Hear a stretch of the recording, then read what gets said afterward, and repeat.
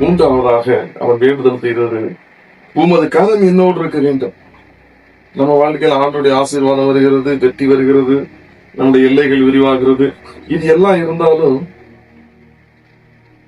தேவ பிரசன்னம், தேவ வல்லமை நம்மோடு இல்லாவிட்டால் நாம் முன்னேறி செல்ல முடியாது. தேவ பிரசன்னம் என்று சொல்லும் பொழுது அது நம்மை வழிநடத்தக்கூடியது.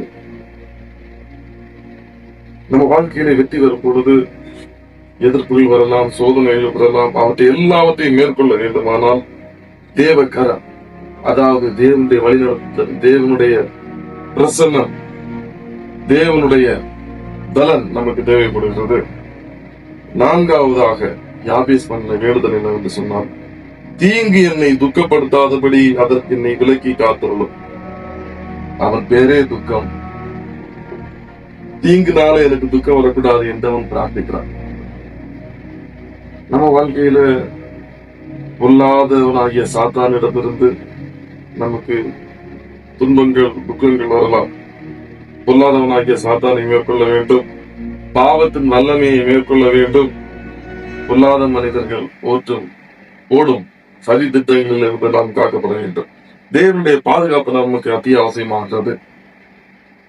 இந்த யாபேஸ் செய்த 4 வேண்டுதல்கள் நமக்கு பொருத்தமானது. நம்முடைய வாழ்க்கைக்கு நமக்கு தேவ ஆசீர்வாதம் தேவை, நமக்கு எல்லைகள் பெரிதாக வேண்டும், வாய்ப்புகள், பொறுப்புகள், நம்முடைய ஜீவியம் ஒரு தாக்கம் அமைந்ததாக அமைய வேண்டும். மூன்றாவது, நம்ம வாழ்க்கையில வெற்றி வந்தாலும் தேவ கரம், அதாவது தேவ பிரசன்னம், தேவ வல்லமை நம்மை வழிநடத்த வேண்டும். நான்காவது, சாத்தானிடமிருந்து நமக்கு பாதுகாப்பு, பொல்லாத மனிதர்களிடமிருந்து பாவத்தின் வல்லமையை மேற்கொள்ளக்கூடிய ஒரு வெற்றியுள்ள வாழ்க்கையை வாழ கர்த்தர் நம்மோடு இருக்க வேண்டும்.